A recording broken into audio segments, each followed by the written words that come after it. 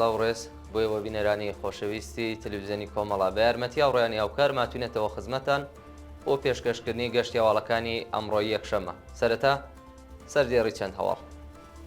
ڕێز لێنان لە یادی گیانبەختکردوانی شۆڕشی ژینا لە شارەکانی کوردستان و ئێران. ناڕەزایەتی کرێکارانی شاغڵ لە کارخانەی کیشچوب. کۆبوونەوەی کرێکارانی شاغڵ لە کارخانەی ئێران سەدرە. بڵاوکردنی تراکت و نووسینی درۆشم لەلایەن تێکۆشەرانی ڕێگای ئازادی لە تاران. گیان لە دەستان و برینداربوونی دەیان کرێکار لە معدەنی بەردی خەڵوزی تەبەس. ئاشخەنجە و ئازاری چەند گەنجی بەلوچ لەلایەن هێزەکانی ڕۆژیم. و خۆپێشاندانی خەڵکی ئیسرائیل دژبە دەوڵەتی ڕازگەرای نەتەنیاهۆ.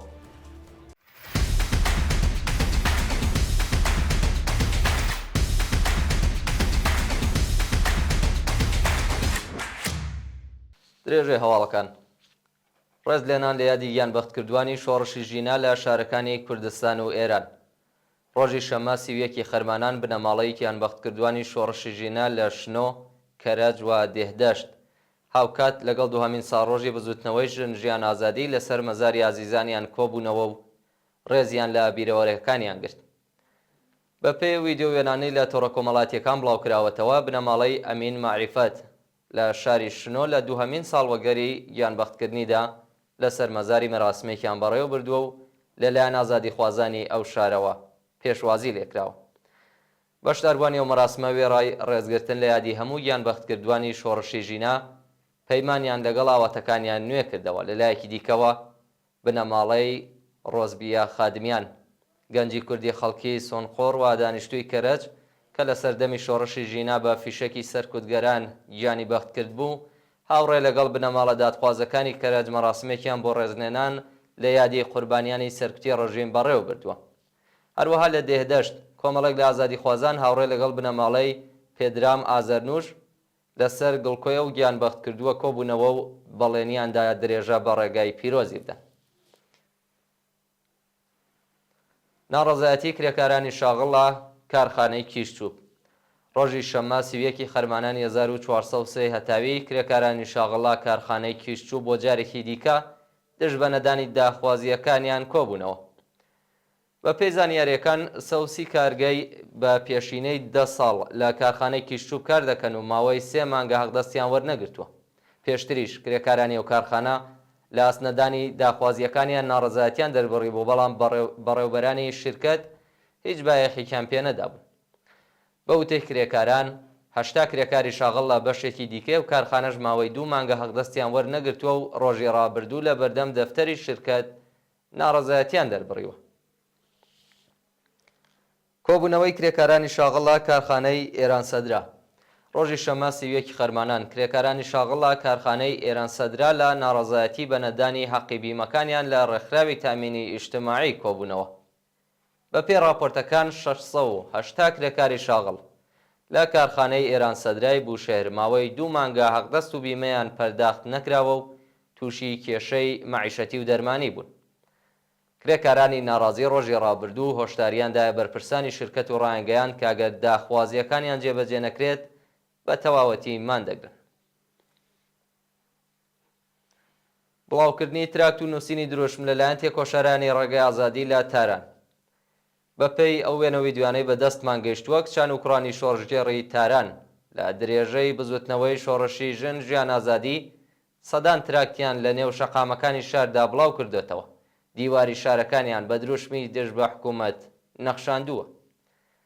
کچان و کوڕانی ئازادی خواز و بەرابەری تەڵەبی تاران سەدان تراکتیان بە وێنەی بەندکراوانی سیاسی لە نێو شەقام و گەڕەکەکانی ئەو شارەدا بڵاو کردێتەوە و خوازیاری ئازادی بێشەرت و مەرجیان بوون.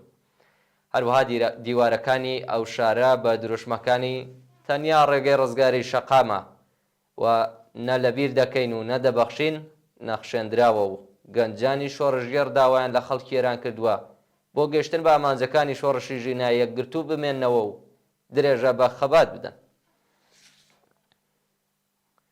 بەیاننامەی تۆڕی جیهانی ئازادی زیندانیانی سیاسی و عەقیدەتی لە ئێران. تۆڕی جیهانی ئازادی زیندانیانی سیاسی و عەقیدەتی لە ئێران لە سەروبەندی ڕۆژی جیهانی لە سێدارەدان و بۆ پشتیوانی لە مانگرتنی زیندانیانی مەحکوم بە ئێعدام بەیاننامەیەکی بڵاو کردەوە لە بەشێکی ئەو بەیاننامەیەدا هاتووە لە 8 تا 10 ئۆکتۆبر و هاوکات لەگەڵ ڕۆژی جیهانی دژی ئەعدام لە سەراسەری جیهاندا یەکدەنگ و بە یەکگرت و دەنگی ناڕەزایەتی زیندانیانی سیاسی عەقیدەتی و سێشەممەکانی نا بۆ ئیعدام بین. ڕۆژی سێشەممە 7 سێپتامبری 2024 زاینی زیندانیانی 22 زیندان لە ئێران لە 34مین سێشەممەکانی ناڕەزایەتی نا بۆ ئیعدام و کوشتنی بانقەستی دەوڵەتی مانیان لە خواردن گرت. دەتوانێت بە شێوەیەک و لە هەر شوێنێک بەشداری ئەم ڕۆژە جیهانیە بن. گیان لەدەستدان و برینداربوونی دەیان کرێکار لە معدەنی بەردی خەڵوزی تەبەس. ڕۆژی شەمە 31 خەرمانان تەقینەوە لە معدەنی بەردی خەڵوزی تەبەس ڕۆیدا و بەهۆیەوە 31 کرێکار گیانیان لەدەستدا و 17 کرێکاری دیکەش بریندار بوون. بە پێ راپۆرتەکان 69 کرێکار لە بلوکەکانی BC لە معدەنی بەردی خەڵوزی تەبەس کاریان کردووە کە بەهۆی دزەکردنی گاز تەقینەوە ڕوویداوە و لە ئەنجامی ئەو ڕووداوە دڵتەزێنەدا 30 کرێکار گیانیان لەدەستاوە و 17 کەسی دیکەش بریندار بوون. هەروەها چارەنووسی کرێکارانی دیکە نادیارە و ئەگەری بەرزبوونەوەی ڕێژەی قوربانیان لە ئارەدایە. پێشتریش ڕووداوی هاوشێوە لە معدەنەکانی گورگان و سمنان ڕوویداوە و کۆماری ئیسلامی هیچ هەنگاوێکی بۆ دابینکردنی ئیمەنی کاری کرێکاران هەڵنەگرتووە. بەم جۆرە جارێکی تر گیانی کرێکاران بۆتە قوربانی بێبایەخی دەسەڵات و کەڵەکەکردنی سەرمایە. ئەشکەنجە و ئازاری چەند گەنجی بەلوچ لەلایەن هێزەکانی ڕەژیم. ڕۆژی هەینی 30 خەرمانان 4 لاوی بەلوچی خەڵکی شارستانی خاش لەلایەن هێزەکانی حکوومەتەوە دەست بەسەر و بە سەختی ئەشکەنجە و ئازار دراون. بە پێی راپۆرتی کەمپەینی چالاکانی بەلوچ 4 مێر منداڵی بەلوچ کە بۆ بینینی کێبڕکێی ئۆتۆمبیل سەردانی پیستی ئەو شارەیان کردبوو لەلایەن هێزەکانی حکوومەتەوە دەست بەسەر و بە سەختی ئەشکەنجە و ئازار دراون.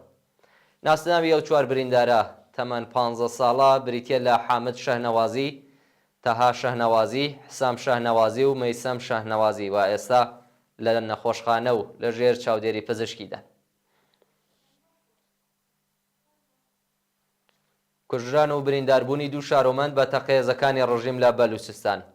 ڕۆژانی پێنجشەممە و شەمە 29 و 31 خەرمانان دوو شارۆمەندی بەلوچ بە ناوەکانی ئەمیر ئەحمەد سارانی تەمەن 21 ساڵ و محەممەد ساسوولی تەمەن 16 ساڵ لە شارەکانی سەربیشە و زابول بە تەقەیەزەکانی ڕژیم کوژراون و بریندار بوون. ڕۆژی پێنجشەممە هێزەکانی فەراجا لە شارستانی سەربیشە بەبێ ئاگادارکردنەوەی پێشوەخت تەقەیان لە ئۆتۆمبیلی هاوڵاتیەکی بەلوچ بە ناوی ئەمیر ئەحمەد سارانی کردووە و لە ئەنجامی ئەو هێرشەدا ناوبراو گیانی لەدەستداوە.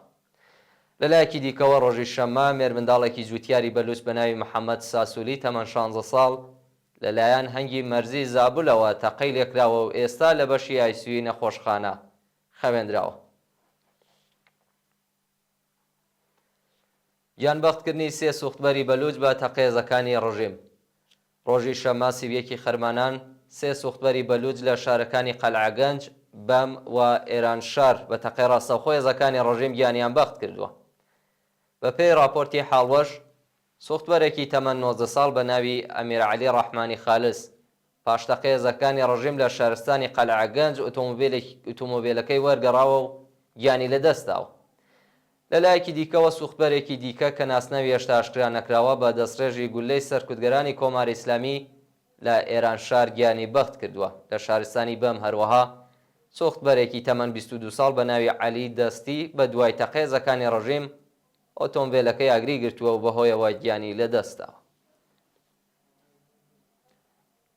خۆپێشاندانی خەڵکی ئیسرائیل دژ بە دەوڵەتی ڕازگەرای نێتانیاهۆ. شەوی شەممە 31 خەرمانان خەڵکی ناڕازی ئیسرائیل و دژبەرانی نێتانیاهۆ هاوکات لەگەڵ توندبوونەوەی ئاستی گرژی و ئاڵۆزیەکانی نێوان حیزبوڵڵا و ئیسرائیل بۆ جارێکی دیکە ڕژانە سەر شەقام و خوازیاری واژۆکردنی ڕێکەوتنامە و ئازادی دیلەکانی دەستی حەماس بوون. بەپێی ئەو وێنانەی لە تۆڕە کۆمەڵایەتیەکان بڵاوکراوەتەوە هەزاران شارۆمەندی ناڕازی لەسەر شەقامەکانی شاری تێلاڤیڤ ڕێپێوانیان کردووە و بە داخستنی شەقامەکان خوازیاری واژۆکردنی ڕێکەوتنامەی ئاگربەست، ئازادی دیلەکانی دەستی حەماس و دەست لە کارکێشانەوەی نێتانیاهۆ و هەڵبژاردننی پێشوەختە بوون. و کۆتا هەواڵمان سەبارەتە بە هێرشی بەردەوامی ئیسرائیل بۆ سەر لوبنان و غەزە.